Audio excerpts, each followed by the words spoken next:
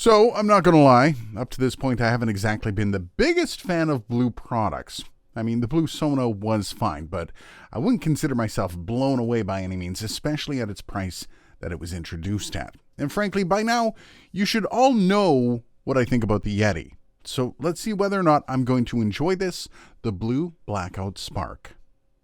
Now, from an aesthetic perspective, this is a style of mic that might be polarizing. I personally think I like it, especially since it has a much smaller footprint, but I do know a few people that aren't going to be big fans. The grill is very small and really has no give whatsoever. And with that, the rest of the body is as it should be. There are two switches here, one for 100 Hz high pass as well as a 20 dB pad.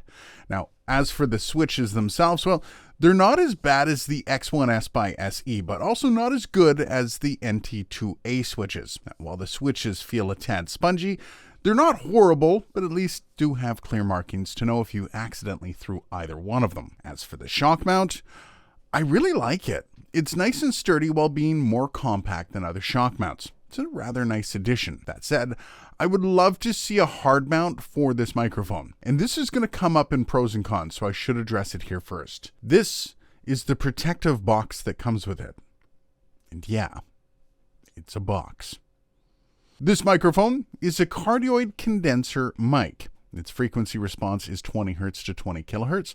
It has a max SPL of 136 dB, sensitivity of 34.9 millivolts per Pascal, dynamic range of 119.6 dB A-weighted, signal-to-noise ratio of 73 dB A-weighted, and equivalent noise level of 16.4 dB A-weighted.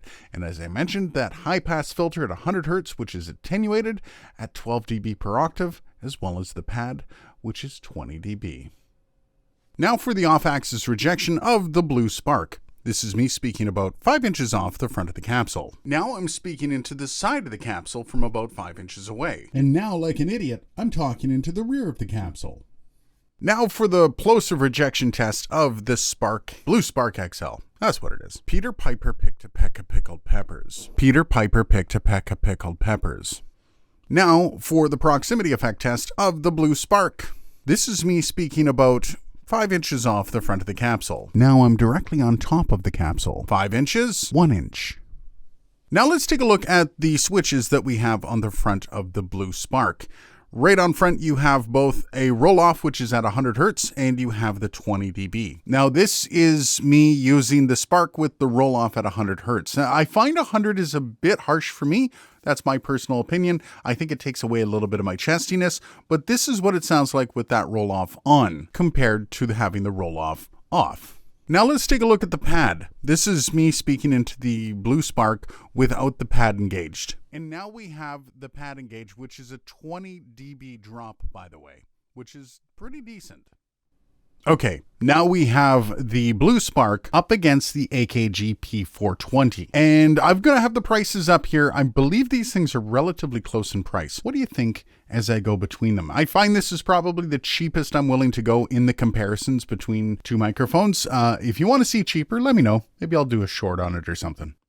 Now we have the Rode NT1, one of the kind of standards for all things voiceover up against the Blue Spark. Which one do you like as I go between them? Now, this NT1, I do have to say, love-hate relationship with the shock mount with the NT1 and the NT2A. They're big, they're bulky, it kind of very imposing, but the love is that it comes with that. And you know what? I think that's one of the greatest things that Rode does is they skimp on a lot of the extra and they give you the stuff that you actually need. Blue, not quite as much. However, just the microphones alone, which one do you like as I go between the two of them?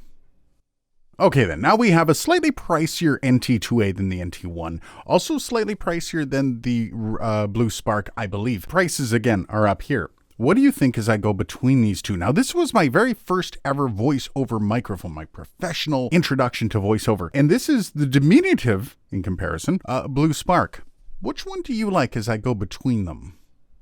And now we have the Blue Spark up against the Austrian Audio OC16. This was actually one of my favorite mics when I tested it. And still to this day, I really like the OC16. It's just such a gorgeous mic. And this is the Blue Spark. which it's kind of growing on me. Although, I don't know if I like the actual look of the body style. This is the Blue Spark, and this is the much more expensive OC16 by Austrian Audio. Which one do you like? I guess pros first. I like the microphone. It's a touch muddy in the mids, and it doesn't really sparkle as the P420 did. But I think this stood shoulder to shoulder with the NT1. And it's cheaper too, which is cool to see. All around, the price to performance is the biggest plus here for me. As for the cons, and I have to say, things like this just kind of annoy me. An under $200 microphone does not need a protective box. And I know that more expensive mics have these, but for something that is quite firmly planted into the entry-level market, this is just a waste. Who is buying this and keeping it stored on the shelf? This microphone is probably going to stay connected to the boom arm until it dies for a lot of people. And this is something I'm finding more and more common with cheaper mics these days. For the money I give you, I either want a complete setup with, say, like a pop filter, or maybe even just a few dollars off the product itself. This kind of stuff does nothing for most end users, and it just inflates the final price. This is why I like Rode's approach. You get the mic, you get the shock mount, you get the pop filter. Literally everything you need to plug in and go. All that aside, for price to performance, this is kind of an easy yes. I mean, as usual, buy the best mic for your voice, whatever you're looking for in the end.